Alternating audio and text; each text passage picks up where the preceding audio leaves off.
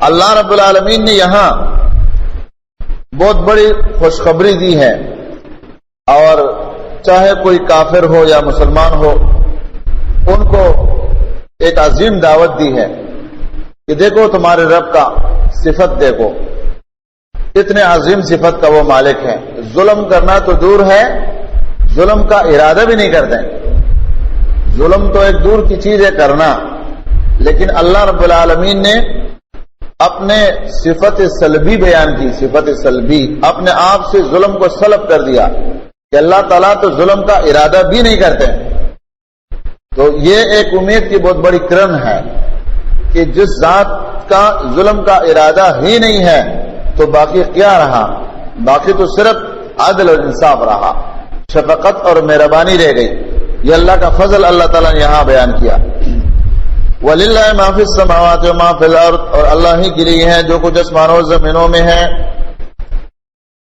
اب یہاں اللہ رب العالمین نے اپنے ملکیت کا ذکر کیا کہ قیامت کے دن لوگوں کو نتیجہ دینا یہ اللہ کا حق ہے، اس لیے یہ زمین اور آسمان کی اس کی ملکیت ہے، اور ملکیت میں اختیارات چلانا یہ مالک کا حق ہوتا ہے۔ تو اس زمین اور آسمان میں جب اللہ نے انسانوں کو پیدا کیا اور پھر ان کو عارضی اختیارات دے دیے کہ کرو جو کرنا ہے، یہ اچائی ہے، بلائی ہے، اس میں نتیجہ جنت ہے، اور یہ گناہ ہے اور اس میں نتیجہ جہنم ہے۔ تو اب اس کے بعد اللہ رب العالمین نے یہ جو عدالت رکھا ہے یہ اس کا حق بنتا ہے کہ وہ ان دونوں کو نتیجہ دے۔ اس لیے فرمایا کہ وَلِلَّهِ مَا فِي السَّمَاوَاتِ وَمَا فِي الْأَرْضِ، اللہ ہی کے لیے ہے آسمانوں اور زمینوں کے اندر جو کچھ ہے وہ اللہ کی ملکیت، اللہ کا حق۔ وَإِلَى اللَّهِ تُرْجَعُ الْأُمُورُ، اور اللہ کی طرف پلٹ کر جاؤ گے، اللہ تعالیٰ کی طرف لوٹائے جاتے ہیں تمام معاملات۔ امور جمی جو ہے اس کا مرجع وہ اللہ کے ذات ہے۔ مانا جب آسمان اور زمین یہ سب اللہ کی ملکیت ہے تو اس کا نتیجہ بھی اسی کے پاس جانا چاہیے، اس کا حق ہے۔ تو اس زمین پر رہتے ہوئے ایک انسان کی ذمہ داری کیا ہے کہ وہ سمجھتے ہیں کہ میں ایک ذمہ وار شخص ہوں، اور اللہ رب العالمین میری ذمہ داری اور ذمہ واری کے بارے میں مجھ سے پوچھے گا۔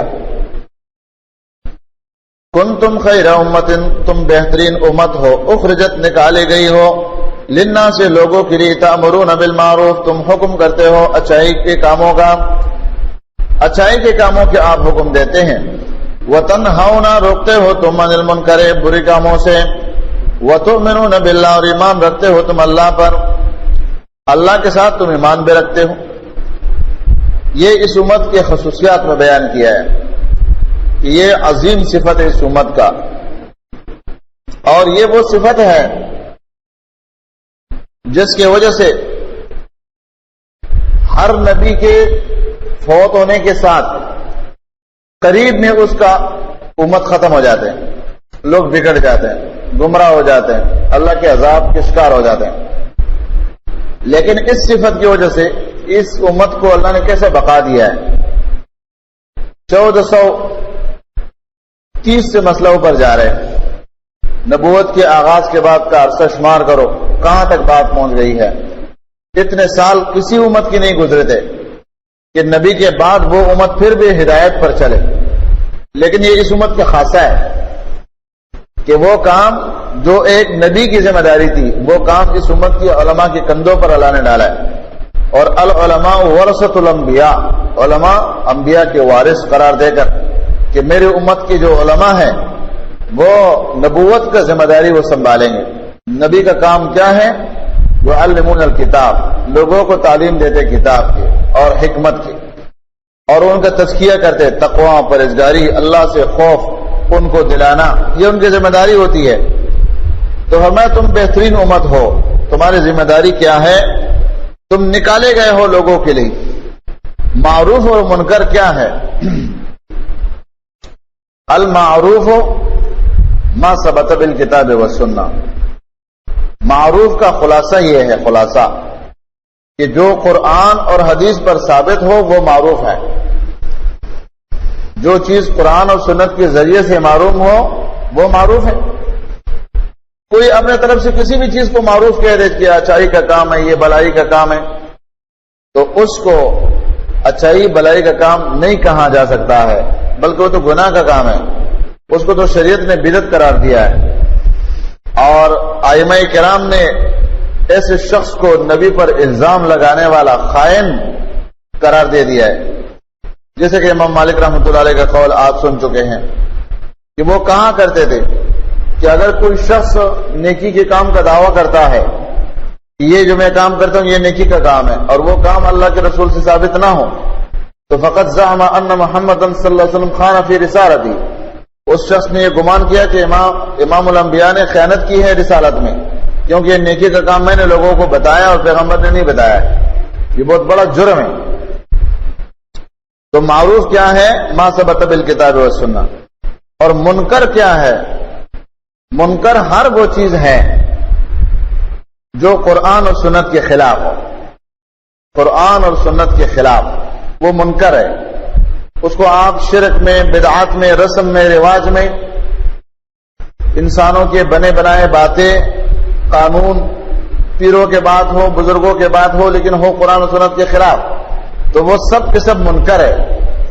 تو منکر کا رد کرنا اور معروف کو پھیلانا، بھلائی تب آتی ہے۔ یہ تو ہم سب جانتے ہیں نا، ایک شخص ہے وہ کسی کنویں کی صفائی کر رہے ہیں، اس کے اندر گندگی ہے، تو جب تک اس گندگی کو نہیں نکالیں گے تو اس کنویں سے جتنا بھی پانی نکالیں گے تو اس کی صفائی تو نہیں ہوگی نا۔ اس کے اندر بلی پڑی ہوئی ہے، اندر مری ہوئی ہے، چوہا پڑا ہوا ہے، اب وہ نیچے ہے اور یہ اوپر سے پانی نکال رہے ہیں۔ جب تک اس گندگی کو نہیں ہٹائیں گے تو پانی صاف کیسا ہوگا؟ یہی مثال شریعت کا ہے، جب تک منکر کا رد نہیں کیا جائے گا تو بلائی کا اثر کیسا ہوگا؟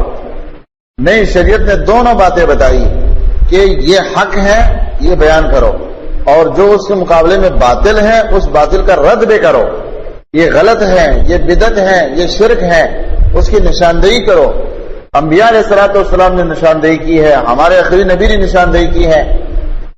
ان ہی الا اسماء سمیتموها انتم وآباؤکم، کہیں نام لے لیا، افرأیتم اللات والعزی ومناۃ الثالثۃ الاخری، نام لے کے پکارا ہے کہ ان چیزوں کی عبادت منع ہے، تو لہذا یہ ضروری ہے۔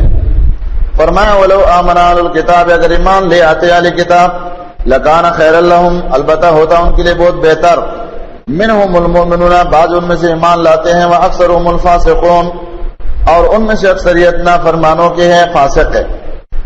اب اہل کتاب میں سے کچھ کا ایمان لانا، عبداللہ بن سلام رضی اللہ تعالی عنہ اور دوسرے کچھ لوگ جو انہوں نے ایمان لایا، اللہ فرماتے اگر یہ سب لوگ ایمان لے آئے اہل کتاب، ان کے حق میں یہ بات بہت اچھی تھی، لیکن وہ فاسق ہے، فسق نے ان کو ایمان سے روکا ہے۔ اور جیسے کہ ہم نے پہلے بتایا تھا، کافروں کے لیے فسق کا لفظ استعمال کرنا کفر کا سب سے بڑا درجہ ہوتا ہے، اور مسلمانوں کے لیے فسق کا لفظ استعمال کر لینا گناہ کبیرہ ہوتا ہے جب مطلق استعمال ہو۔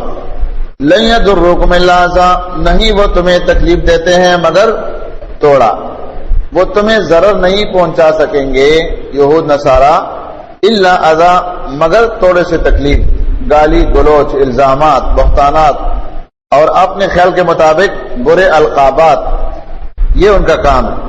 وَإِن يُقَاتِلُوكُمْ، اگر وہ لڑے تمہارے ساتھ، يُوَلُّوكُمُ الْأَدْبَارَ، تو پھیر دیں گے تمہاری طرف پیٹھے، ادبار کہا، ادبار دبر کے جمع ہے، اور یہ ایک قسم کے، اگر ہم اپنے زبان میں اس کو لے آئیں گے اردو میں یا دوسرے زبانوں میں تو گالی ہے، کسی کو دبر دکھا کر بھاگنا، یہ اللہ نے ان کی تحقیر کی ہے۔ وہ تو چاہتے ہیں نا کہ ہم اپنا جو ہے نا شملہ اپنے پگڑی اوپر کرے، اللہ فرماتے ہیں نہیں، وہ ہم نے پہلے سے نیچے کر دیے، تم اوپر نہیں کر سکتے ہو۔ جو میرے دین کے باغی ہیں ان کے لیے میں ایسا لفظ استعمال کروں گا کہ قیامت تک وہ ان کی ذلت کے لیے کافی ہے، یہودی ہو عیسائی ہو۔ اللہ فرماتے جب یہ تمہارے ساتھ لڑیں گے تو یہ تمہیں دبر دکھائیں گے، بھاگیں گے، ان کا پیٹ تمہارے طرف ہوگا، یہ تمہارا سامنا نہیں کر سکتے۔ ثم لا ینصرون، پھر ان کی مدد نہیں کی جائے گی۔ کون مدد کرے گا؟ مدد کرنے والا تو اللہ کے ذات ہے، ان کے ساتھ تو انہوں نے بگاڑا ہے، ان کے تو ولیوں کے ساتھ یہ لڑنے آئے ہیں، تو تو ان کا مدد کون کرے گا؟ شیطان. تو شیطان تو ان کید شیطان کان ضعیفا، اس کا تدبیر تو ہے کمزور اللہ کے مقابلے میں. زور بتا رہی ہے مذلتوں، مسلط کر دی گئی ہے ان پر ذلت. اینما ثقفوا، جہاں کہیں وہ پائے جائیں، الا بحبل من اللہ، مگر اللہ کے پناہ میں، وحبل من الناس، اور لوگوں کے پناہ میں، وباؤ، اور وہ پلٹ آئے، لوٹ آئے، بغضب من اللہ، اللہ کے غضب کی طرف. وضربت علیہم المسکنہ، اور مسلط کر دی گئی ہے ان کے اوپر محتاجی. ذالک بانہم، یہ اس سبب سے کہ یقیناً وہ کانوا یکفرون بآیات اللہ، کفر کرتے تھے اللہ کے آیتوں کے ساتھ. ویقتلون الانبیاء، اور قتل کرتے تھے نبیوں کو، بغیر حق، بغیر سبب، یعنی ناجائز. ذالک بما عصوا، یہ اس وجہ سے کہ انہوں نے نافرمانی کی. وکانوا یعتدون، اور تھے وہ زیادتی کرنے والے، حد سے متجاوزین. اللہ سبحانہ و تعالیٰ نے فرمایا کہ ان کے اوپر ذلت کو مسلط کیا گیا ہے. ہاں، ان کی نجات کے لیے ایک راستہ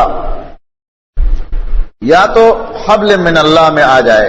حبل من اللہ کیا ہے؟ اللہ کا دین. جب یہ تمہارے طرف مسلمان بن جائیں گے، تمہارے بھائی ہے، جھگڑا ختم ہو جائے گا، اب قتال ختم ہو جائے گا. جس طرح تم رہتے ہو اس طرح یہ رہیں گے. اب اللہ کے راستے میں آ گئے، اسلام میں آ گئے تو جھگڑا ختم ہو گیا. دوسرا یہ حبل من الناس، لوگوں کے پناہ میں آنا. معنی یہ کہ اسلام قبول کرنے سے تو انکار کرتے ہیں، لیکن جزیہ اور ٹیکس قبول کر لیتے ہیں، لڑائی چھوڑ دیتے ہیں. تو خلافت کے تحت، مسلمانوں کے تحت، یہ مسلمانوں کی نگرانی میں زندگی گزاریں گے تو تب تو ان کے لیے بچاؤ ہے. اگر نہیں تو تیسرا راستہ بتایا کہ کوئی نہیں ہے، پھر تو ان کے لیے موت ہے. اور ان کے لیے قرب قیامت میں پھر ان دونوں رستوں میں سے ایک رستے کا انتخاب کیا جائے گا. دو رستے تو اب ہیں نا عیسیٰ علیہ السلام کے آنے تک، کہ چاہے تم اسلام قبول کرو تو بچ جاؤ گے، اور چاہو تم مسلمانوں کے پناہ میں آ جاؤ کہ شرارت نہیں کرو گے، مسلمانوں کے خلاف حرکت نہیں کرو گے، اور ٹیکس دیتے رہو گے تو ٹھیک ہے، تم زندہ رہو. لیکن قرب قیامت میں جب عیسیٰ علیہ السلام تشریف لائیں گے تو وہ یضع الجزیہ، حدیث کے الفاظ ہے کہ وہ جزیے کو ہٹا لے گا. کہ اب دو باتوں میں سے ایک بات رہ گئی ہے، اسلام قبول کرنا ہے یا مرنا ہے. دونوں میں سے جو پسند ہے کرو، یا تو مقابلے کے لیے آؤ اور یا پھر اسلام قبول کرو. اس وقت تک یہ قانون جاری رہے گا. تو فرمایا بحبل من الناس. پھر اللہ تعالیٰ نے فرمایا کہ سبب یہ ہے کہ یہ اللہ کے غضب میں پلٹ آئے ہیں. ان کے اوپر اللہ نے مسکینی اور محتاجی کو مسلط کر دیا ہے. کیسے مسلط کر دیا ہے؟ یہ لوگ تو مالدار بھی ہیں، یہود نصارہ کے پاس تو دنیا میں بہت سارے مال ہے. تو جیسے کہ حدیث میں نبی علیہ الصلوۃ والسلام نے فرمایا الغنا غنا القلب، اصل مالداری تو دل کے ہے نا. یہود نصارہ یہ بڑے کلاش قسم کے لوگ ہیں فکر کے اعتبار سے. ان کے انکوں کے اندر بھوکا پن موجود ہے. ابھی آپ دیکھتے ہیں نا کہ غریب سے غریب ملک ہوگا، اب جیسے کہ امریکہ کے ڈالر کتنے کا بکے گا؟ 80 روپے کا بکے گا. پاکستان کا روپے کے مقابلے میں وہ کہاں تک پہنچ گیا؟ دوسرے غریب ممالک بھی دیکھ لیں.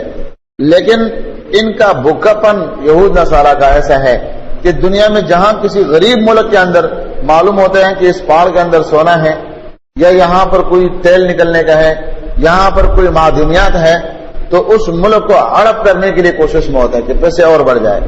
اس لیے کہ ان پر اللہ نے مسکنت کو مسلط کر دیا، فقیری ان کا مقدر بن گیا ہے. تو یہ مال کا ہونا، جیسے کہ اللہ کے نبی نے فرمایا، یہ جو صحیح بخاری کی حدیث میں نے پڑھی ہے کہ مالداری اصل دل کی مالداری ہے. ایک شخص ہے اس کے پاس انبار لگا ہوا ہے، انبار. وہ ایک دن میں نے آپ کو ایک مقولہ پیش کیا تھا، کہتے کوئی مالدار آدمی تھا، وہ مرنے لگا. لوگوں نے کہا تم مال خرچ کرو، کروڑوں پتی ہے. تو اس نے کہا یہ بتاؤ کہ انسان کو سب سے پسندیدہ چیز کیا ہے؟ تو انہوں نے کہا بھائی اپنا جان. کہا جان دے رہا ہوں نا، مال کی بات کیوں کر رہے ہیں؟ مرنے پر آ گیا نا، مرنے والا ہوں میں، جان دے رہا ہوں، مال کی بات کیوں کر رہے ہیں؟ یہی مثال ان یہود نصارہ کے ہیں. جان تو دے دیں گے، مال دینے پر بہت ناراض ہوتے ہیں. ایک ایک پیسے کے اوپر جو ہے نا ان کی نظریں ہوتی ہے. یہ ان کو اللہ تعالیٰ نے یہ نحوست ان پر مسلط کیا ہے اس کا مطلب یہ نہیں کہ ان کے پاس مال نہیں ہوگا، مال ہوگا لیکن نحوست سے خالی نہیں ہوں گے۔ اللہ تعالیٰ نے فرمایا یہ وجہ کیا ہے؟ وجہ یہ ہے کہ یہ کفر کرتے اللہ کے آیتوں کے ساتھ اور انبیاء علیہ الصلوۃ والسلام کو قتل کرتے ہیں، یہ ان کا وتیرہ رہا ہے، اور یہ نافرمان اور حد سے متجاوز ہیں، انہوں نے اللہ کے حدود کو پامال کیا ہے، یہ اللہ تعالیٰ نے ان کی ایک سزا مقرر کر دی۔ لیسوا سواء، نہیں برابر، من اہل الکتاب، اہل کتاب میں سے، امۃ قائمۃ، ایک گروہ جو قائم ہے حق پر، یتلون آیات اللہ، تلاوت کرتے ہیں اللہ کے آیتوں کو، آناء اللیل، رات کی گھڑیوں میں، وہم یسجدون، اور وہ سجدہ کرتے ہیں۔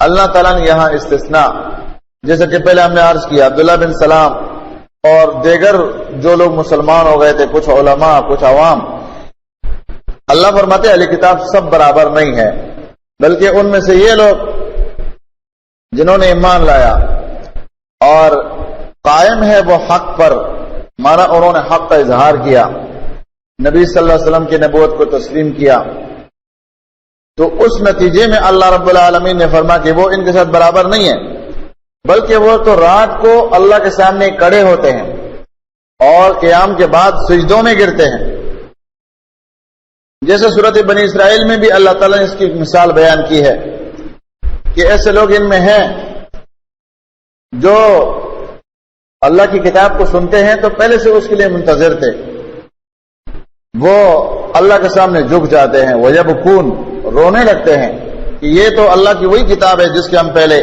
باتیں سن چکے تھے اپنی کتابوں میں علماء سے اور پڑھ چکے تھے۔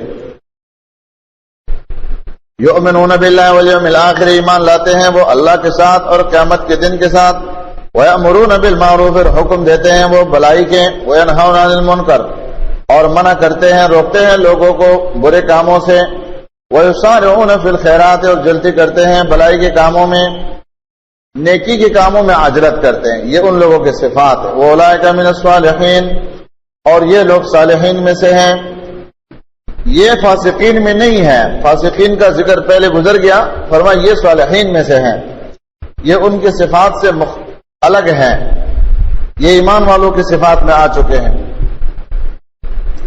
وَمَا يَفْعَلُوا مِنْ خَيْرٍ، اور جو بھی کریں گے وہ بلائی کے کام، فَلَنْ يُكْفَرُوهُ، ہرگز وہ محروم نہیں کیے جائیں گے۔ وَاللَّهُ عَلِيمٌ بِالْمُتَّقِينَ، اللہ تعالیٰ خوب جاننے والا ہے پرہیزگاروں کو۔ مانا یہ کہ اگر کوئی شخص اہل کتاب میں سے اللہ کے دین میں آیا ہے، اللہ کی شریعت کو انہوں نے قبول کیا ہے، تو ان کا سابقہ اہل کتاب ہونا وہ ان کے لیے کوئی عیب نہیں ہے، اس لیے کہ اب اللہ تعالیٰ نے ان کو ایمان کی توفیق دے دی ہے، تقوی میں آ گئے ہیں، تو تقوی انما یتقبل اللہ من المتقین، اللہ متقین کے اعمال کو قبول کرتا ہے، تو اب ان کے اعمال قبول ہوں گے۔ ان الذین کفروا، بے شک وہ لوگ جنہوں نے کفر کیا، لن تغنی عنہم اموالہم، ہرگز کفایت نہیں کرے گی ان سے ان کے مال، ولا اولادہم، اور نہ ان کی اولاد، من اللہ شیئا، اللہ کے عذاب میں سے کچھ بھی۔ پہلے ہم نے یہود کے بارے میں پڑھا تھا سورۃ بقرہ میں کہ ان کے مال اور دولت ان کو کوئی فائدہ نہیں دے گا، وہ تو ضائع ہو جائیں گے اور کسی کام کے نہیں ہے، اور اس کے لیے اللہ تعالیٰ نے مال اور دولت کے فائدے کے لیے ایمان کا قید لگایا ہے کہ مال اور دولت انسان کو فائدہ دیتا ہے، لیکن کب دیتا ہے؟ جب اس کے اندر ایمان ہو، جیسے اس کا ذکر سورۃ سبا آیات نمبر 37 میں ہے کہ اللہ رب العالمین مال دولت کا فائدہ اس شخص کو دیتا ہے جس میں ایمان ہو۔ وَمَا أَمْوَالُكُمْ وَلَا أَوْلَادُكُمْ بِالَّتِي تُقَرِّبُكُمْ عِنْدَنَا زُلْفَىٰ، وہ تمہارا مال اور اولاد ہمارے قربت کا ذریعہ تو نہیں بن سکتا ہے، ہاں إِلَّا مَنْ آمَنَ وَعَمِلَ صَالِحًا، مگر جنہوں نے ایمان لائے اور نیک اعمال کیا تب ان کا مال اور اولاد اللہ کی قربت کا ذریعہ بن سکتا ہے، کیونکہ صالح اولاد وہ ان کے لیے دعائیں مانگتے ہیں، ان کے حیات میں ان کے وفات کے بعد ان کو فائدہ پہنچتا ہے ان سے، اور ان کے اموال اللہ کے راستے میں خرچ ہوتے ہیں، اس کے ذریعے سے اللہ کا وہ قرب ان کو حاصل ہوتا ہے، اس کے لیے ایمان کا شرط ہے۔ یہاں خطاب تھا چونکہ نصارہ سے، تو نصارہ کے لیے بھی فرمایا یقیناً وہ لوگ جنہوں نے کفر کیا، اور جبکہ قرآن کا حکم عام ہے، کفر جس نے بھی کیا وہ اہل کتاب میں سے ہو، مجوس میں سے ہو، ہندو میں سے ہو، گائے کی عبادت کرنے والے، چاند سورج صابئین میں سے ہو، کوئی بھی ہو، قانون عام ہے.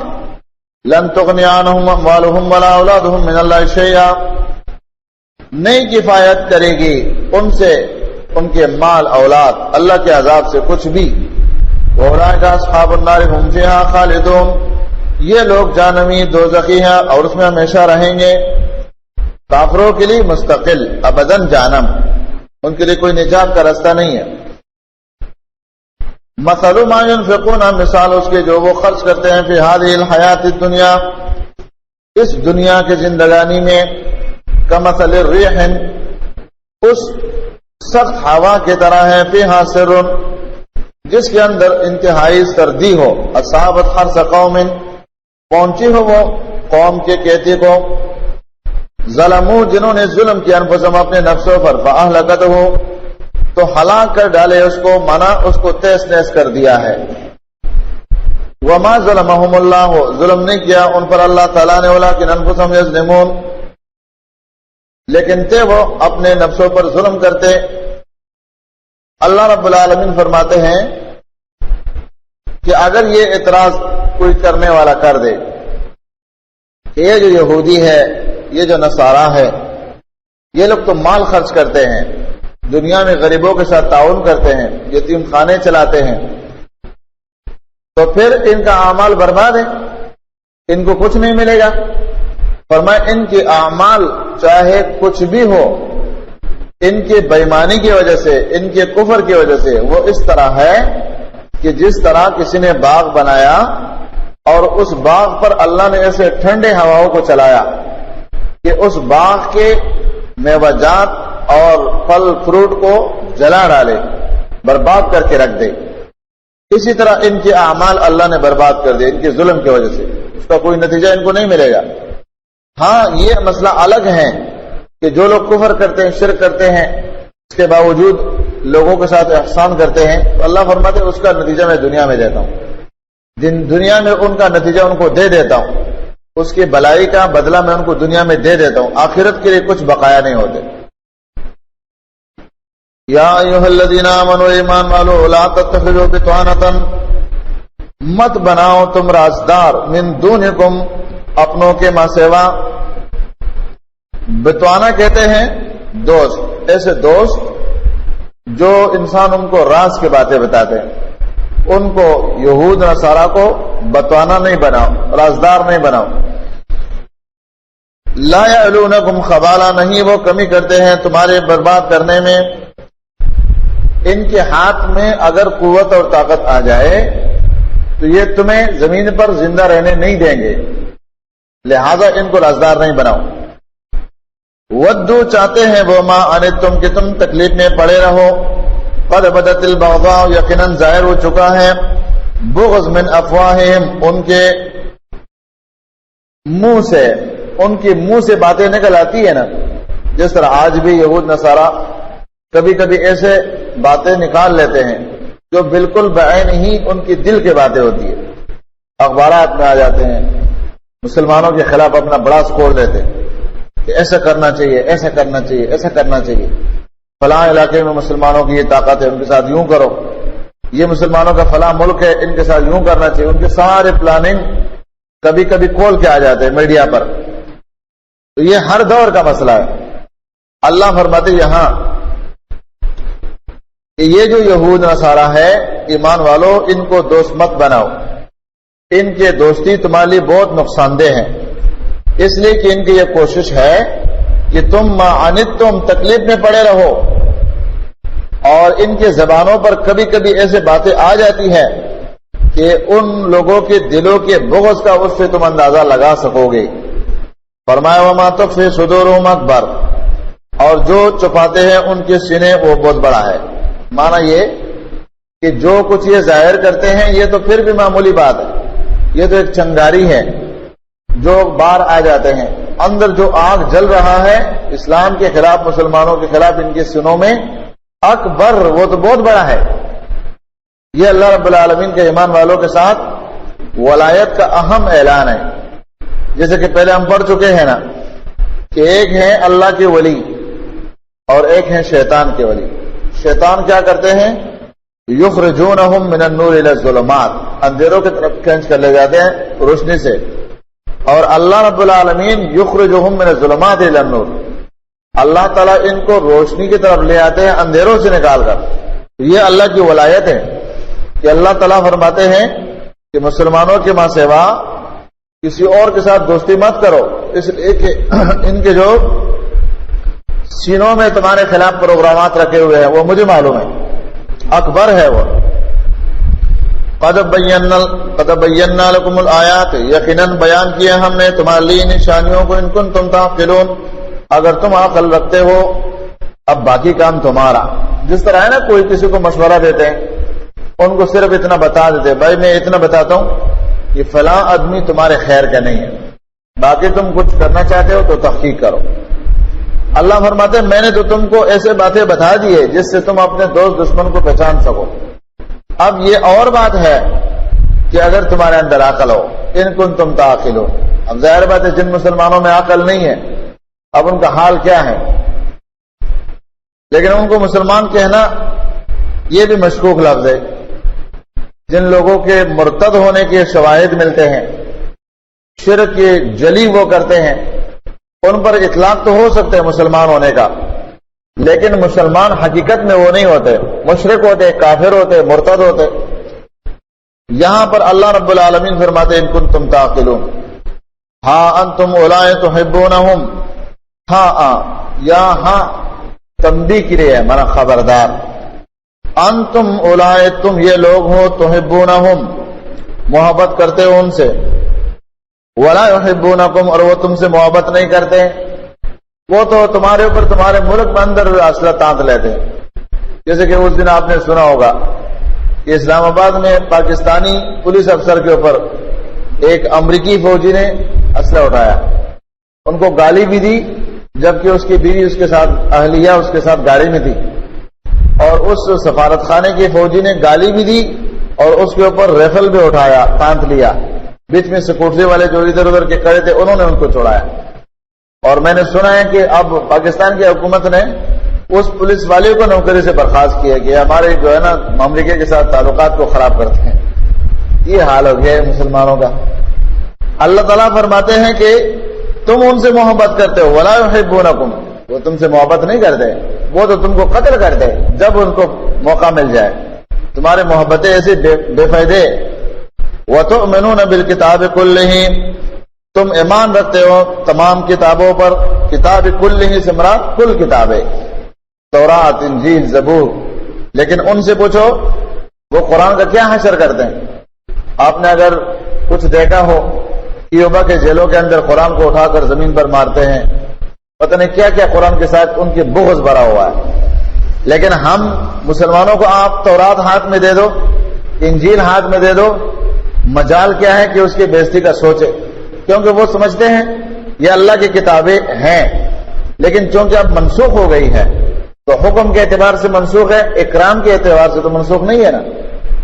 مسلمان کبھی بھی تورات انجیل کا پورا تاریخ اٹھا کے دیکھ لو، آج بھی مسلمان کتنے گئے گزرے کمزور ہے، لیکن کوئی یہودی، کوئی عیسائی یہ جلوس نہیں نکال سکتے ہیں کہ فلاں جگہ مسلمانوں نے ہمارے تورات کی بےزتی کی ہے، لیکن اگر مسلمان جلوس نکالتے تو وہ قرآن کی بےزتی کرتے ہیں۔ اس لیے اللہ تعالیٰ فرماتے ہیں کہ تم تو ساری کتابوں پر ایمان لاتے ہو، عمل کرنا قرآن پر ہے، اور بطور عزت اور احترام ایمان تمہارا ساری کتابوں پر ہے۔ یہ دیکھو اللہ کی گواہی ہمارے حق میں ہے، مسلمانوں کے حق میں، کہ مسلمان تمام کتابوں کے تکریم کرتے ہیں، ان پر ایمان رکھتے ہیں۔ وَإِذَا لَقُوكُمْ اور جب وہ تم سے ملتے ہیں، قَالُوا آمَنَّا کہتے ہم ایمان لائے۔ یہ ان کے بعض لوگ ایمان کا اظہار کرتے ہیں، جس طرح اہل کتاب کے منافقین ہیں۔ وَإِذَا خَلَوْا عَضُّوا عَلَيْكُمُ الْأَنَامِلَ مِنَ الْغَيْظِ اور جب وہ تنہا ہوتے ہیں، الگ ہوتے ہیں، تو عَضُّوا عَلَيْكُمْ کاٹتے ہیں تمہارے خلاف، الْأَنَامِلَ انگلیاں، من الغیظ غصے سے۔ کہتے ہیں ظاہر میں تم کو کہیں گے ہم ایک ہے، ہم یہودی ہیں تم مسلمان ہو، ہم نصارہ ہیں تم مسلمان ہو، دیکھو جی ہم بھی کتاب والے ہیں تم بھی کتاب والے ہو، ہم آپس میں ایک ہے، آئیے مل کر کام کریں، چھوڑے لڑنا جھگڑنا، مل کر رہیں گے، اکٹھے رہیں گے، محبتیں کریں گے۔ اللہ فرماتے یہ جھوٹ بولتے ہیں، جب یہ تم سے الگ ہو جاتے ہیں تو عضو علیکم الانامل من الغیظ، یہ غصے کے مارے اپنی انگلیوں کو کاٹتے ہیں. اور یہ ایک انداز ہے جو ہر دور میں ہوتے ہیں. انسانوں کی فطرت میں بعض باتیں ہوتی ہے کہ غصے کی وجہ سے اپنے انگلی منہ میں ڈالا اور چبایا، اس کے ساتھ میں دیکھوں گا. اللہ فرماتے یہودی، یہ نصارا، یہ انگلیاں چباتے ہیں تمہارے خلاف غصے کی وجہ سے. لیکن اللہ رب العالمین کا انداز، قل آپ فرما دیجئے موتوا بغیظکم، مرو تم اپنے غصے میں، تم اپنے غصے میں مرتے رہو. یہ جو مسلمان ہیں یہ ہمیشہ دنیا میں رہیں گے، توحید والے ہمیشہ دنیا میں رہیں گے، اور اللہ تعالیٰ ان کا مددگار ہے، وہ ان کو عرش سے گائیڈ کر رہا ہے. وہ اللہ رب العالمین عرش پر مستوی ہے اور وہ ان کا ولی ہے. اللہ ولی الذین آمنوا، ایمان والوں کا وہ ولی ہے، دوست ہے. تو اس کے دوستی کامل جو ہے وہ ان کے لیے کافی ہے. تمہاری انگلیاں کاٹنے سے کچھ بھی نہیں ہوگا، تم اپنے غصے میں مر جاؤ. ان اللہ علیم بذات الصدور، آگے اللہ تعالیٰ نے ان کی تدبیروں کی طرف اشارہ کیا کہ تم جتنے بھی تدبیریں کرتے ہو اسلام کے خلاف اور مسلمانوں کے خلاف، تو تمہارے سینوں کے راز جب اللہ کو معلوم ہے تو تمہارے مجلسوں کے راز اور مسلمانوں کے خلاف میٹنگوں کے راز کیسے چھپ جائے گا. تم زمین پر اپنا پروگرام کرو اور اللہ تعالیٰ اس کے خلاف آسمان پر تمہارا خلاف پروگرام کر رہا ہے اور مسلمانوں کو الہام کرے گا. قرآن کے ذریعے سے ان کو ایسے گائیڈ کر دیا ہے، گائیڈ لائن دے دیا ہے، یہ قیامت تک وہ ان کے لیے جاری رہے گا. ان تمسسکم، اگر پہنچے تمہیں حسنتن کوئی بلائی، تسؤہم تو بری لگتی ہے ان کو، وان تصبکم، اگر پہنچے تمہیں سیئۃ کوئی تکلیف، یفرحوا بہا، تو خوش ہوتے ہیں اس کے ساتھ. یہ صفت بھی آج بالکل واضح ہے. مسلمانوں کو تکلیف ہو جائے یہود نصارہ بہت خوش ہوتے ہیں. یہ اوپر سے جملے استعمال کر لینا یا عارضی طور پر چند غلے کے جہاز اٹھا کے لے جانا، وہ بھی غلے سے بیچنے سے پہلے، کمبلوں کے بیچنے سے پہلے اپنا ٹیم بیچتے ہیں وہاں، فحاشی اور یعنی پھیلانے کے لیے اور بیدینی پھیلانے کے لیے، یہودیت اور نصرانیت کی تعلیم دینے کے لیے پہلے اپنے معلمین کا ٹیم بھیجتے ہیں اور سروے کرتے ہیں کہ کام کیسے کریں گے، کام کا موقع یہاں ہے کہ نہیں ہے. اس کے بعد چند غلے کی چیزیں اٹھا کر اور بطور جو ہے احسان آتے ہیں. اللہ فرماتے تمہارے پریشانیوں پر تو یہ خوش ہوتا ہے، ہاں اگر تمہیں راحت مل جائے، کوئی آسانی مل جائے تو یہ ان کو برداشت نہیں ہوتی ہے. اب اللہ تعالیٰ اس کا علاج بتاتے ہیں کہ ان کے تمام پروگراموں کا علاج کیا ہے. وَإِن تَصْبِرُوا وَتَتَّقُوا لَا يَضُرُّكُمْ كَيْدُهُمْ شَيْئًا، اگر تم لوگ میرے دین پر عمل کرتے ہوئے صبر کرتے رہو گے، ثابت قدم رہو گے، دین پر چلتے رہو گے اور تقوی کی عظیم نعمت کو تام کر رہو گے، لا يضركم كيدهم شيئا، نہیں ضرر پہنچائیں گے تمہیں کچھ بھی، ان کے چھپے تدبیریں تمہیں کچھ بھی تکلیف نہیں دے سکتے. یہ اللہ تعالیٰ کی بہت بڑی بشارت ہے اور یہ اس وقت پوری دنیا میں اللہ تعالیٰ ثابت کرتا ہے. پوری دنیا میں یہود نصارہ بڑے پیمانے پر وہ اپنے بہت سارے مال لے کر ایک پروگرام ترتیب دے دیتے کہ ہم نے مجاہدین کے ساتھ اور ہم نے مسلمانوں کے خلاف اور ہم نے فلاں جگہ فلاں یہ کام کرنا ہے. اتنا بڑا پروگرام بنا لیتے اور اس پروگرام کو استعمال کرنے کے باوجود بھی ناکام ہو جاتے ہیں. اس لیے اللہ تعالیٰ فرماتا ہے اگر تقوی، پرہیزگاری اور دین پر آنے والے مصائب ان پر تم صبر سے گامزن رہو گے، لا یضرکم کیدہم شیئا. فرمایا کہ آگے ان اللہ بما یعملون محیط، کیونکہ تمہاری طرف سے کون ہے؟ اللہ ہے نا، تو اللہ ان کے تمام اعمال کا احاطہ کیا ہوا ہے، وہ تو اللہ کے گھیرے میں ہے نا. جس طرح کوئی 10 افراد کی ایک جتھا ہے، ایک جماعت ہے، اب وہ کسی کے گھیرے میں ہے تو وہ اندر جتنا بھی وہ پروگرام بنائے تو ہے تو دشمن کے گھیرے میں نا. اللہ فرماتے یہ جتنے بھی تدبیریں کرتے ہیں تو ہے تو میرے گھیرے میں نا. تمہارے طرف سے تمہارا ولی دوست میں ہوں تو ان کو میں نے اپنے گھیرے میں لے رکھا ہے، ان کی تدبیریں تمہارے خلاف کچھ کام نہیں آئے گی. بس تم دین پر چلو اور صبر استقامت اختیار کرو. وَإِذْ غَدَوْتَ مِنْ أَهْلِكَ، اور جب صبح نکلے آپ اپنے گھر والوں سے، تو تُبَوِّئُ الْمُؤْمِنِينَ تیار کر رہے تھے، مقاعد للقتال بٹانے کے لیے ایمان والوں کو، ایمان والوں کو آپ بٹھانے کے لیے جگہ کیا متعین کر رہے تھے، جس کو کہتے ہیں مورچے بنانا. یہاں سے اللہ رب العالمین جنگ احد کا عنوان بیان کر رہا ہے. جنگ احد، جیسے کہ پہلے میں نے اس صورت کی شروع میں بتایا تھا کہ جب جنگ احد ہوئی اور صحابہ کی شہادتیں اور نبی علیہ السلام کے اور دوسرے صحابہ کے زخمی ہونا، تو اس سال جو ہے یہ وفد نجران والے آئے تھے اور انہوں نے نبی علیہ السلام اور صحابہ کو دعوت دیا تھا کہ ہمارا دین صحیح ہے، ہمارے ساتھ متفق ہو جاؤ، اتحاد ہمارے ساتھ کرو. لیکن اللہ تعالیٰ نے ان کے اوپر ایسے احکامات نازل کر دیے اس صورت کی شروع میں، اور 80 سے کچھ زیادہ آیتیں، کہ وہ ذلیل خوار ہو گئے اور پلٹ کر گئے، مباہلے سے بھاگ گئے، مناظرے میں ناکام رہے. تو اس صورت میں اللہ تعالیٰ اس ہزیمت کا ذکر کر رہا ہے جو اس وفد نجران کے آنے کا سبب بنا تھا. فرمایا جب آپ صبح کر رہے تھے، یہاں حدیث سے ثابت ہے کہ نبی علیہ الصلوۃ والسلام ظہر کے بعد احد کی طرف روانہ ہوئے تھے، اور یہاں صبح کا ذکر ہے. تو دونوں کا تطبیق کیسا ہے؟ تطبیق یہ ہے کہ نبی علیہ السلام نے چونکہ یہ پورا دن ظہر تک مدینے میں لگایا تھا، ساتھیوں کی ترتیب دینا، تقسیم کرنا، ان کو جماعتوں کے یعنی چھوٹے چھوٹے جتوں میں تقسیم کرنا، ان کی تربیت کی باتیں اور ان کو جگہوں کا تعین بتانا. تو اس لیے فرمایا جب صبح آپ نکلے اپنے گھر سے اہل والوں سے، اور حدیث سے بھی ثابت ہے کہ ظہر کے بعد گئے تھے، تو اس کا مطلب یہ ہے کہ مدینے سے ظہر کے بعد نکلے تھے، گھر سے صبح نکلے تھے. فرمایا مقاعد للقتال، بیٹھنے کی جگہ لڑنے کے لیے. واللہ سمیع علیم، اللہ خوب سننے والا جاننے والا ہے. اللہ آپ کے اور آپ کی جماعت کی باتوں کو سن رہا ہے اور جو کچھ ہونے والا ہے اس کو جانتا ہے. اذ ہمت طائفتان منکم ان تفشلا، جب ارادہ کیا دو گروہ نے یہ کہ وہ بزدلی کر دکھائیں. واللہ ولیہما، اللہ تعالیٰ ان دونوں کا دوست ہے. وعلی اللہ فلیتوکل المؤمنون، اور اللہ پر چاہیے کہ توکل کرے ایمان والے. یہ اصحاب احد میں جیسے کہ نبی صلی اللہ علیہ وسلم کے صحابہ میں اختلاف ہو گیا تھا. عبداللہ بن ابی اور اس کے ساتھی جب رستے سے پلٹ آئے، اس کے بارے میں بعض صحابہ نے اختلاف کیا. اختلاف کی وجہ سے اللہ رب العالمین نے فرمایا کہ ان دو جماعتوں نے قصد کر لیا تھا، مانا ارادہ کرنا، پھسل جانے کا، اختلاف کر لینا. قریب ہے کہ جہاد سے پیچھے رہ جاتے، لیکن اللہ رب العالمین فرماتے واللہ ولیہما، اللہ ان دونوں جماعتوں کا، گروہ کا دوست تھا. تو دوستی کی وجہ سے اللہ تعالیٰ نے اس پھسلان سے ان کو بچایا.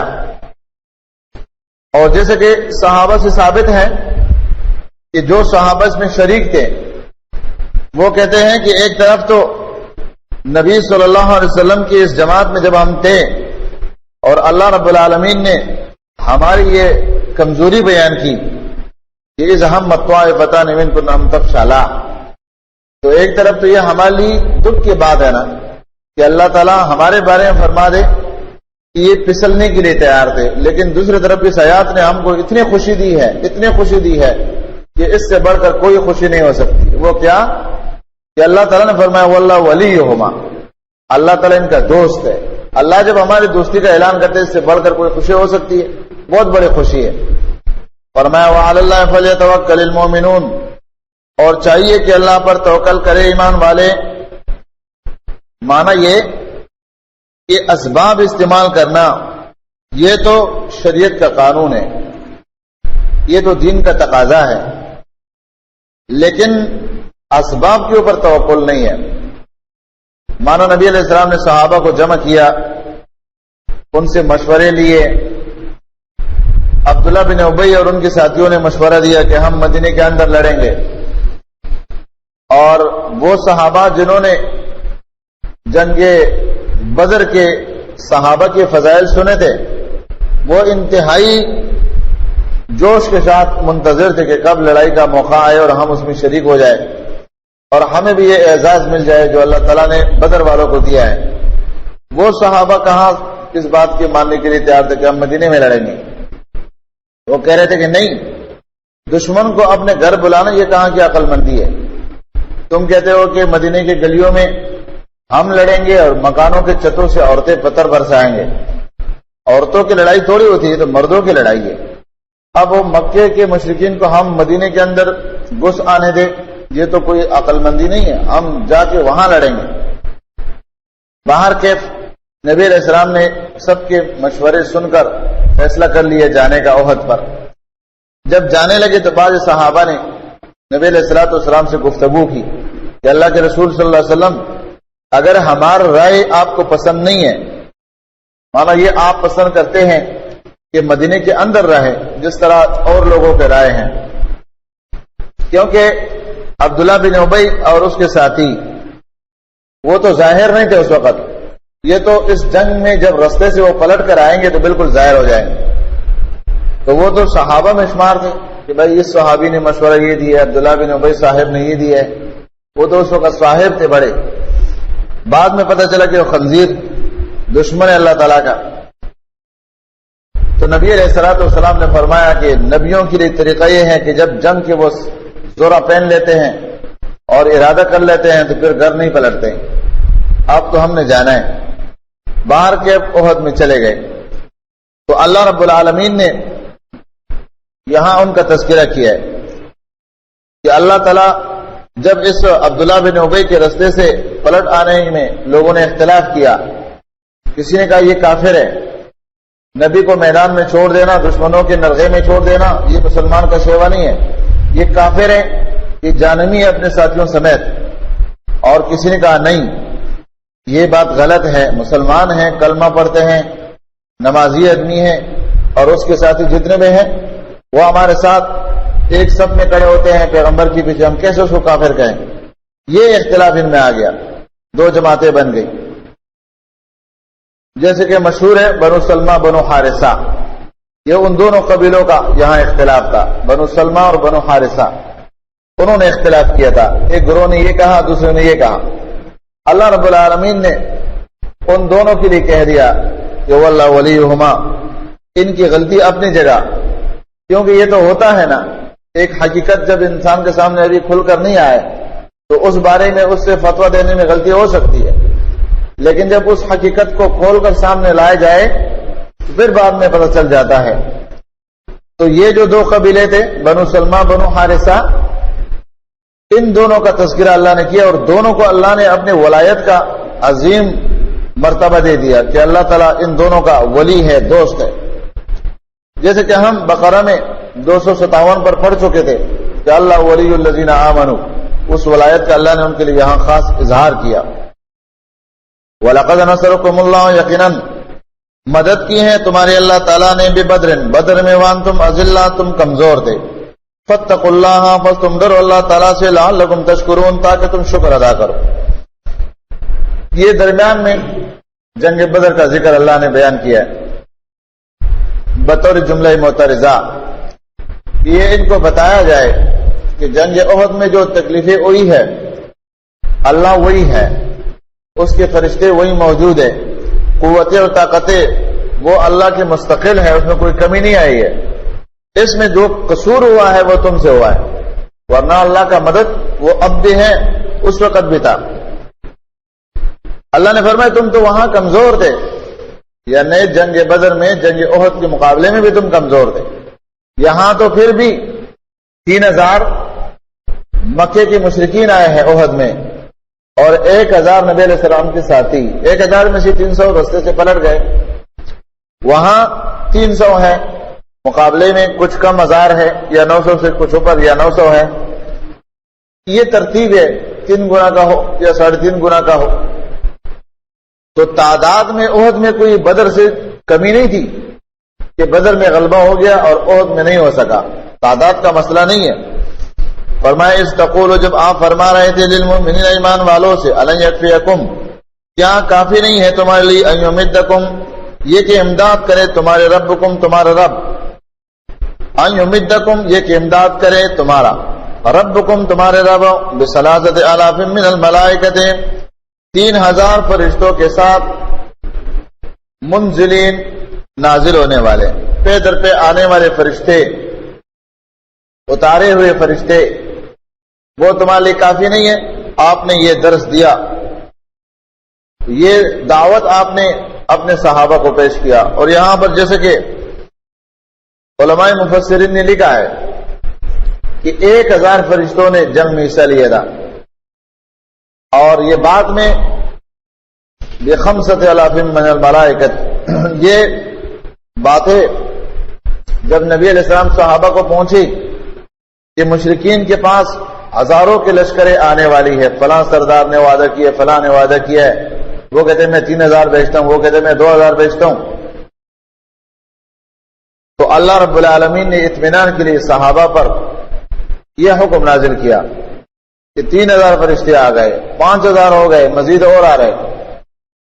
تو ادھر نہ مشرکین نے کوئی اپنے ساتھیوں کی مدد کی ہے، نہ اللہ رب العالمین نے مزید فرشتوں کو جنگ میں شریک کیا ہے.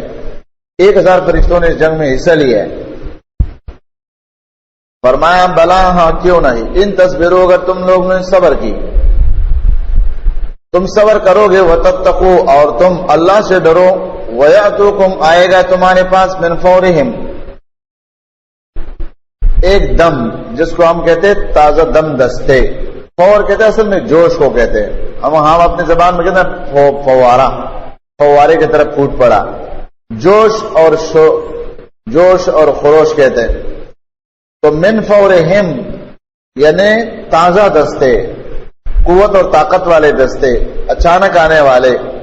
ھذا یمددکم، یہ ہے تمہاری امداد، تمہارا امداد کرے گا. ربکم، تمہارے رب، ب5,000 من الملائکۃ، 5000 فرشتوں کے ساتھ، مصومین، نشان لگائے ہوں گے. ایسے فرشتے اللہ بھیج رہا ہے جو نشان لگائے ہوں گے. نشان سے مراد ایک تو ہوتے نا مارنے میں، نشانے میں تیز، نشانہ باز، اور ایک ہوتے ہیں کہ جنگ کے موقع پر خاص کوئی علامت، نشان. تو جیسے کہ صحابہ نے نبی علیہ السلام کے اس جنگ کی شراکت میں کچھ بیان کیا تھا، میں نے ایسا آدمی دیکھا، میں نے ایسا آدمی دیکھا، سفید کپڑے پہنے ہوئے، سفید پگڑی ہے سر پر. یہ ان کے علامات و نشانی مانا فرشتوں کی خاص علامت. اور کسی نے زرد پگڑی کا ذکر کیا ہے، جبریل علیہ السلام کے لیے زرد پگڑی پہنے ہوئے تھے. مختلف روایات ہے، لیکن سفید لباس ویسے مشہور ہے، حدیث سے ثابت. خاص علامتیں بندے ہوئے ملائک اللہ نے بھیج دیے. فرمایا وما جعلہ اللہ الا بشرا، نہیں بنایا اس کو اللہ تعالیٰ نے مگر خوشخبری، لکم، تمہارے واسطے، ولتطمئن قلوبکم بہ، اور تاکہ مطمئن ہو جائے اس کے ساتھ تمہارے دل. یہ اللہ نے تمہارے لیے ایک بشارت اور تمہارے دلوں کے اطمینان کے لیے، مانا اطمینان قلبی کے لیے یہ اعلان کیا ہے اور اس کے اتارنے کا اہتمام کیا ہے. ورنہ آگے کیا فرمایا، وَمَن نَّصْرُ إِلَّا مِنْ عِندِ اللَّهِ، نہیں ہے امداد مگر اللہ کے جانب سے. اس کے دو معنی ہیں نا، یہ جو فرشتے آ رہے ہیں یہ اللہ کی طرف سے. دوسرا معنی یہ کہ اصل امداد اللہ کی طرف سے ہوتے ہیں، ملائک کچھ نہیں کر سکتے. فرشتے آ بھی جائے تمہارے ساتھ صفوں میں بھی آ جائے، اور اللہ اگر ان کو مارنے کی توفیق نہیں دے گا تو نہیں ملے گا. فرشتے موجود بھی ہوں گے تب بھی کچھ نہیں ہوگا، کیونکہ اصل امداد اللہ کے پاس ہے. اور اس میں یہ عقیدہ بھی بنانا ہے نا کہ امداد وسائل پر نہیں ہے، امداد اللہ کے امر پر ہے. اس لیے فرمایا وَمَن نَّصْرُ إِلَّا مِنْ عِندِ اللَّهِ. پھر اللہ تعالیٰ نے آگے دو اپنے صفات کا ذکر کیا کہ وہ اللہ عزیز ہے. اس کے مقابلے میں دنیا کے ساری لاؤ لشکر والے مل جائے، عزیز مانا غالب، تو کوئی بھی اللہ کے لشکر کا مقابلہ نہیں کر سکتے. تو فرمایا کہ جب عزیز ہے تو اس کے بندے کمزور کیوں ہیں؟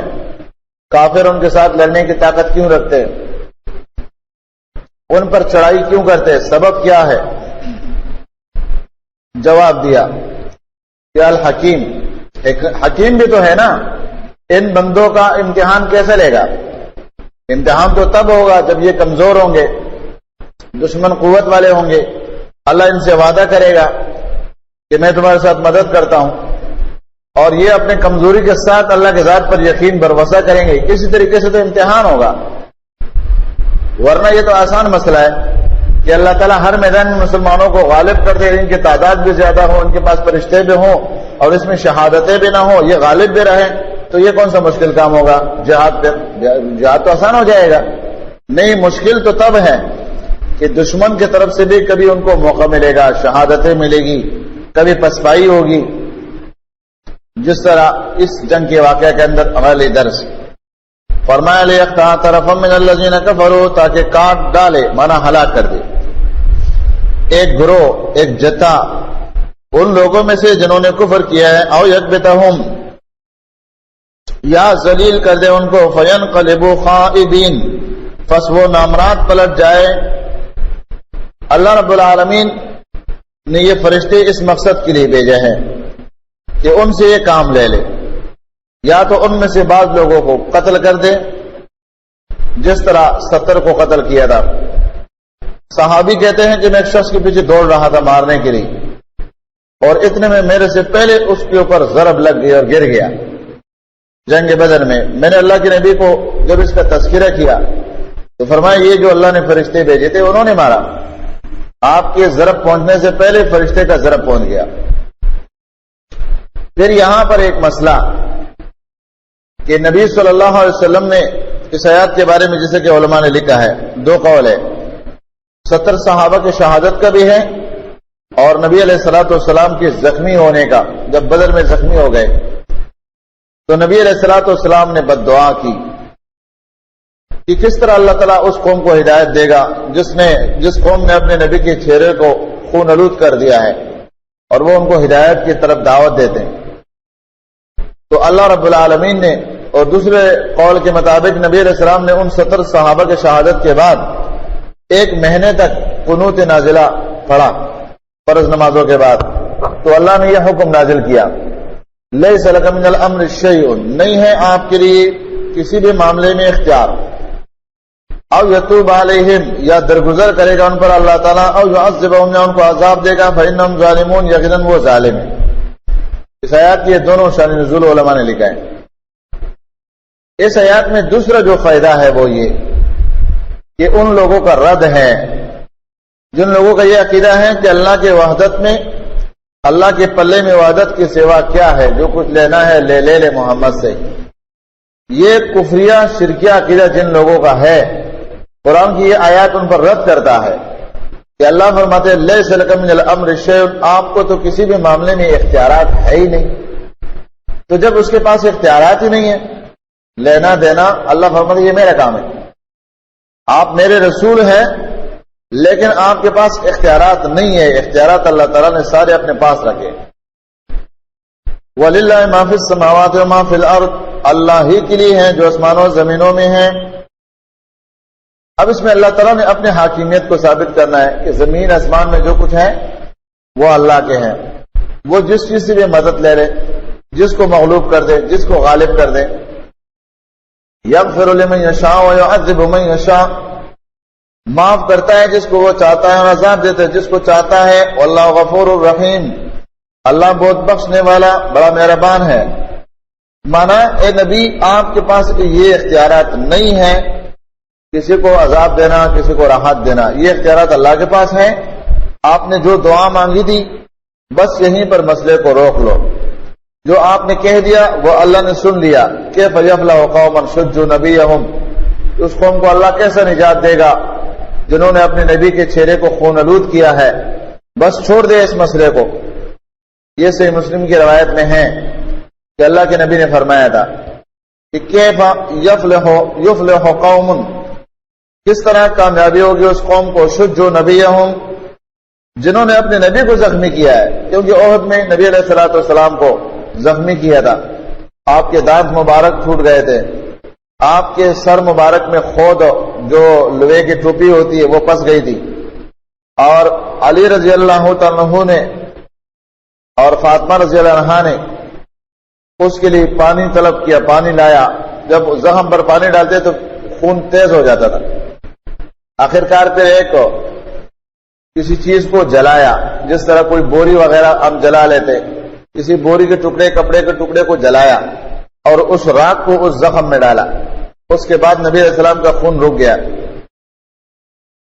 یہاں پر اللہ رب العالمین نے فرمایا کہ زمین آسمان میرے ہیں، اور اس میں جس کو میں معاف کرتا ہوں، جس کو عذاب دیتا ہوں، اور یہ میری صفات ہے کہ میں غفور، میں رحیم ہوں۔ یا ایھا الذین آمنوا ایمان والو لا تأکلوا الربا، مت کھاؤ سود، اضعافا مضاعفا، دگنا چگنا۔ واتقوا اللہ، ڈرو اللہ تعالیٰ سے، لعلکم تفلحون، تاکہ تم کامیاب ہو جاؤ۔ اللہ سبحانہ و تعالیٰ نے اس جنگیز حالات میں اس کی ضمن میں یہ باتیں لائی کہ دیکھو، یہ سود کھانے کی جو عادت ہے یہ یہود نصارہ کی عادت ہے، اور یہود نصارہ کو اللہ نے ذلیل کیا ہے، یہ ذلیل قسم کے لوگ ہیں۔ تو تم اپنی اصلاح کرو، تمہارے اندر یہ چیزیں نہیں ہونی چاہیے کہ تم سود کو دگنا کر کے چگنا کر کے کھاتے ہو، اس سے اپنے آپ کو بچاؤ، اس سے نجات حاصل کرو۔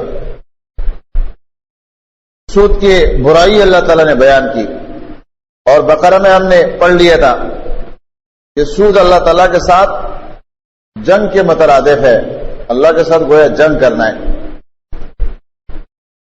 یہاں پر فرمایا کہ واتقوا اللہ، ڈرو اللہ تعالیٰ سے، لعلکم تفلحون، تاکہ تم کامیاب ہو جاؤ۔ یہ اس بات کی دلیل ہے کہ اللہ رب العالمین کی مدد، نصرت، اس کے لیے شرط ہے کہ بندے کے پاس تقوی ہو۔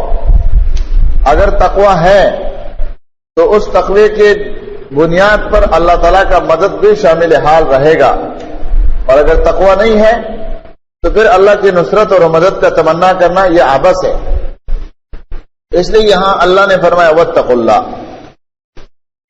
اللہ رب العالمین سے ڈر جاؤ، تو اللہ رب العالمین کے ڈرنے میں تمہارے لیے فائدہ ہوگا کہ اللہ تعالیٰ کا نصرت تمہارے اوپر پلٹ آئے گا، کامیابی اسی میں ہے۔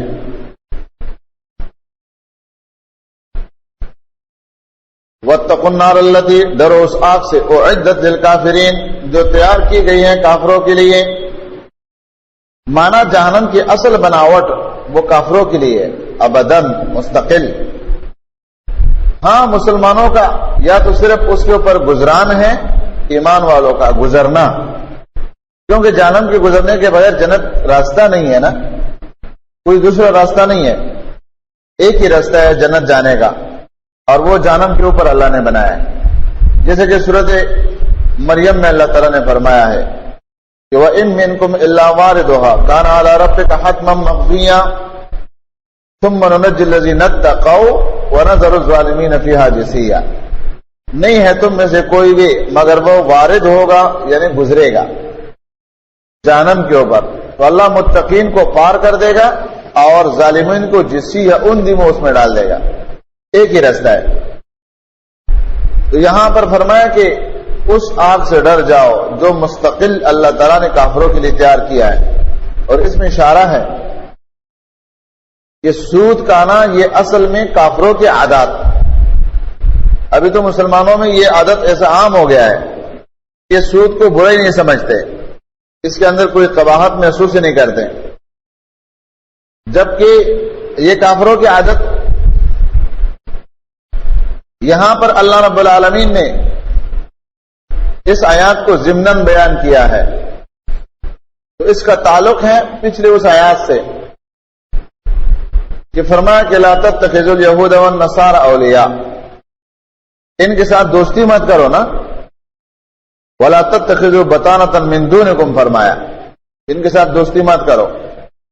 تو اب یہاں ان کے خصلتوں کا ذکر ہے کہ اگر تم سود کھاؤ گے تو یہ کافروں کی عادت ہے، اور ایسے عادت جب تمہارے اندر ہوگی تو پھر تمہارے لیے کامیابی مشکل ہے، نقصانات آئیں گے، اور پھر جہنم کی وعید سنا دی۔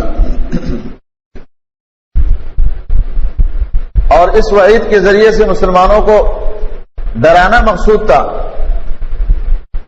اور یہ وہ آیات ہے جو سورۃ بقرہ سے پہلے نازل ہوئی ہے نا، کیونکہ ترتیب کے اعتبار سے اللہ رب العالمین نے اس میں فرمایا کہ سود مت کھاؤ، اس کا بہت نقصان ہوگا تمہیں. تو فرمایا کہ یا ایھا الذین آمنوا، ایمان والو، لا تاکلوا الربا اضعافا مضاعفا. امام بخاری رحمۃ اللہ علیہ کے قول کے مطابق کہ وہ جو سود کی آیت بقرہ میں ہے وہ بعد میں نازل ہوئی ہے، اور یہ جو آیات ہم پڑھ رہے یہ پہلے کا نزول ہے. تو اس میں صرف تنبیہ ہے، اضعاف مضاعفہ، ڈبل ٹبل کر کے اس کو مت کھاؤ، اس سے نقصان ہوگا، اس سے بچاؤ مقصود ہے. مقصد اس کی قباحت کا ذکر ہے، اضعاف مضاعفہ. یہ ان کا طریقہ تھا نا کہ بھائی مہینے کے لیے پیسے دیے 10,000 روپیہ، پہلے تاریخ کو آپ نے دینا ہے، اس کے اوپر 1,000 روپے مزید دیں گے.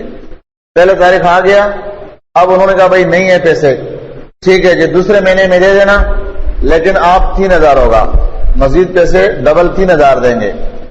اسی طریقے سے وہ بڑھاتے تھے. جیسے میں نے پہلے آپ کو بتایا تھا کہ ہمارے ہاں اس سود میں اور یہاں سود میں صرف فرق اتنا ہے کہ ہم نے قسطوں کا نام ان کو دے دیا ہے اور پہلے سے طے کرتے ہیں کہ اگر مہینے کا آپ اتنا دیں گے، اس طریقے سے میرا 10 لاکھ روپیہ 10 مہینے میں آ جائے گا، تو میں آپ کو اتنے منافع میں دوں گا. اگر آپ 6 مہینے میں دیں گے تو میں اتنے منافع میں دوں گا. اس کے ساتھ پہلے طے کر لیتے خالی، باقی طریقہ وہی ہے. اس لیے بعض علماء نے قسطوں کے کاروبار کو حرام کہا ہے، جس میں شیخ ناصر الدین البانی اور شیخ امین اللہ پشاوری اور عبد الحنان نورپوری اور اس قسم کے اور علماء نے اپنے فتاووں میں لکھا ہے کہ یہ طریقہ جو ہے غیر شرعی حرام ہے، سود کے زمرے میں ہے.